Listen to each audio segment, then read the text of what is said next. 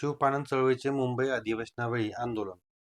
शिवपाणन चळवळीचे प्रणेते शरद पवार यांनी सुरू केलेला शेत रस्त्यांचा संघर्ष शासन दरबारी पोहोचल्याने आतापर्यंत अनेक महत्त्वाचे अध्यादेश निघाले आहेत.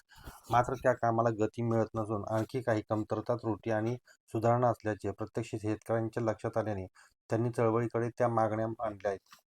त्यामुळे मुंबई अधिवेशनावेळी विधान भवनासमोर चळवळीचे पदाधिकारी लक्षवेध आंदोलन करण्यास गेले. मात्र मरीन ड्राईव्ह पोलिसांनी त्यांना ताब्यात घेत या ठिकाणी आंदोलन करण्यास मज्जाव करत पोलीस स्टेशनला नोटीस दिली.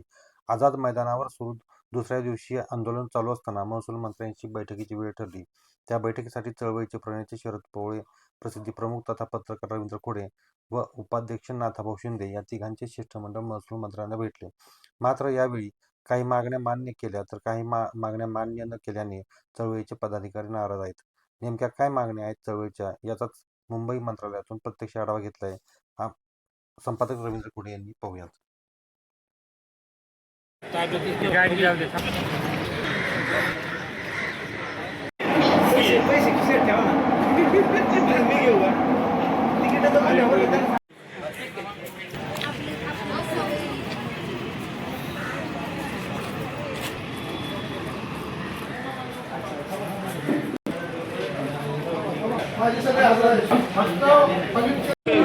शब्द नक्कीच आपलं काम करतील. आपल्याला पाटील या ठिकाणी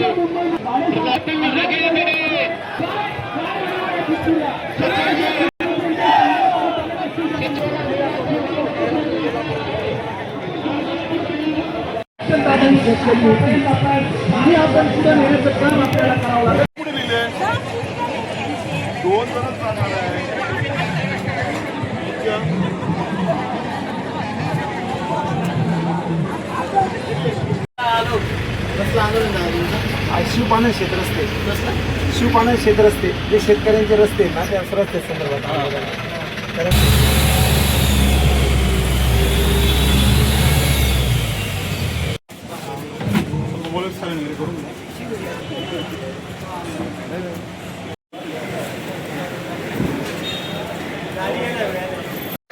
दादा चंद्रशेखर बावनकुळे साहेबांबरोबर मिटिंग झाली.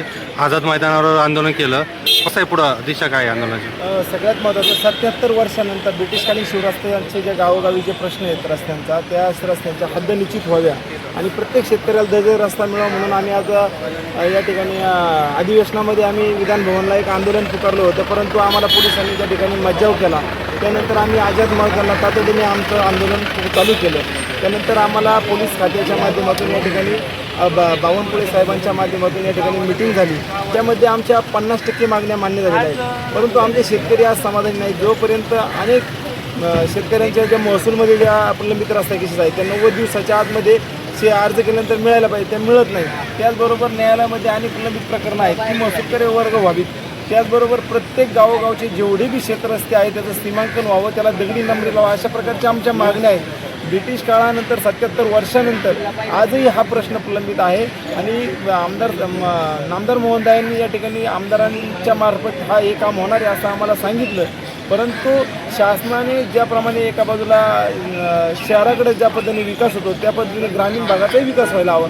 आज एका बाजूला बुलेट ट्रेन येते, एका बाजूला तुम्ही मोठे मोठे विमानतळ बनवता, मोठ्या मोठ्या बाकीच्या गोष्टी खर्च करता, परंतु शेतीला रस्ता हा अत्यंत गरजेचा आहे. कारण ग्रामीण विकासाचा हा एक महामार्ग आहे. त्याच्यासाठी सरकारने पारदर्शक काम करणं गरजेचं आहे. कारण अनेक शेतकऱ्याची लेकरं आज रस्त्यापासून वंचित आहेत, त्यांचं भविष्य धोक्यात आलेलं आहे. निसर्गाबरोबर आज सरकारच्या ह्या थोड्याशा दुर्लक्षामुळं आज त्यांना ते भोगावं लागतं. अनेकांच्या जमिनी या ठिकाणी पडीक पडलेल्या आहेत. त्याचबरोबर आम्ही हा मुद्दाही घेतला होता का जमिनी पडीक पडतात, पण सरांनी त्या ठिकाणी सांगितलं का पडीक जमिनीबद्दल आम्ही काही करू शकत नाही. त्यासाठी जो काही शेतकऱ्याचा मालाचं नुकसान होते त्याचा पंचनामा निश्चित झाला पाहिजे. अशा वेगवेगळ्या मागण्या आमच्या आहेत. आज जरी आमच्या 50% मागण्या सरकारने या ठिकाणी मंत्री महोदयांनी आम्हाला आश्वासन दिलं असं पूर्ण करायच्या, परंतु जोपर्यंत आमच्या भावाला जोपर्यंत दर्जेदार रस्ता मिळत नाही तोपर्यंत आम्ही थांबणार नाही. हा लढा सातत्याने चालू राहणार. गावोगावी प्रत्येक गावात प्रत्येक शेतकऱ्याला दर्जेदार रस्ता मिळण्यापर्यंत आम्ही चळवळीच्या पदाधिकारी शेवटपर्यंत लढत राहू. आज आम्ही 24 फेब्रुवारी 2026 रोजी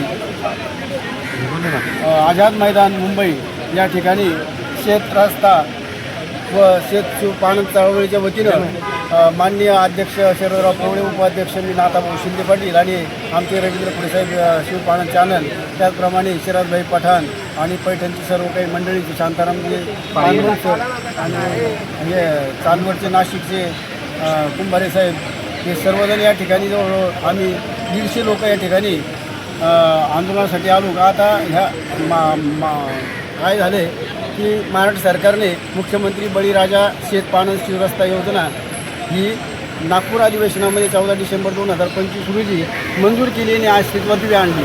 त्या त्या योजनेच्या माध्यमातून संपूर्ण क्षेत्रस्थे खुले होणार आहेत असे बावनकुळे साहेब म्हणतात, परंतु या ठिकाणी तहसीलदारांनी आदेश दिल्यानंतर मंडलाधिकारी आणि प्रांत सहकार्य करत नाही आणि त्यामुळं तालुका पातळीवर शेतरस्ते खुले होणे अत्यंत दुरापास्त झालेले आहे. 143 व 152 खालील रस्त्यासाठी, पाणंद रस्त्यासाठी या ठिकाणी शेतकरी मेटाकुटीस आलेला असून या ठिकाणी मंडलाधिकारी हे ज्यावेळेस रस्ता खुला करण्यासाठी तारीख वेळेवर देत नाही, दिली तरी पोलीस बंदोबस्तासाठी योग्य शासकीय फी भरून द्यावी असा शेरा मारल्यामुळे पोलीस डिपार्टमेंट या ठिकाणी फी भरल्याशिवाय पोलीस बंदोबस्त मोफत देत नाही आणि तसेच या ठिकाणी त्याच्यात अवधी मागितल्यामुळे त्या तुमच्यावर काही तुम्ही अपील केले आहे काय, त्याबद्दल काही कोर्टात केस केली आहे का, याचा सविस्तर खुलासा विरोधक म्हणजे प्रतिवादीकडे केला असता प्रतिवादी त्या ठिकाणी त्या संधीचा फायदा घेऊन या ठिकाणी प्रांताधिकारीकडे जातो.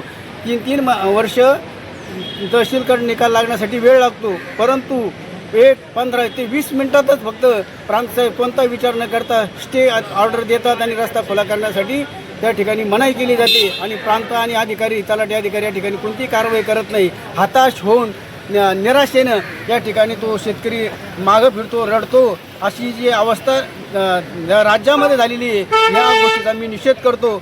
आणि या ठिकाणी नामदार बावनकुळे साहेबांनी आम्हाला पोलीस डिपार्टमेंटच्या वतीनं आम्हाला इथं आणलं आणि त्या ठिकाणी त्यांनी आम्हाला संधी दिली बावनकुळे साहेबांना भेटण्याची, परंतु बावनकुळे साहेबांनी दगडी नंबरी लावण्याला विरोध केला.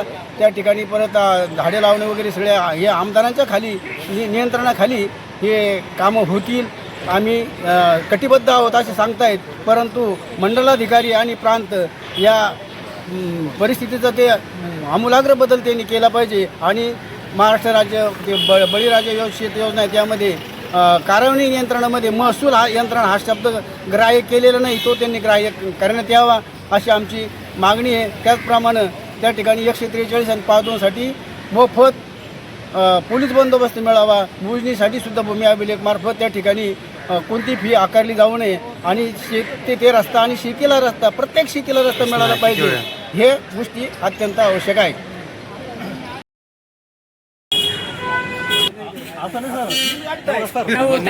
सोडलं का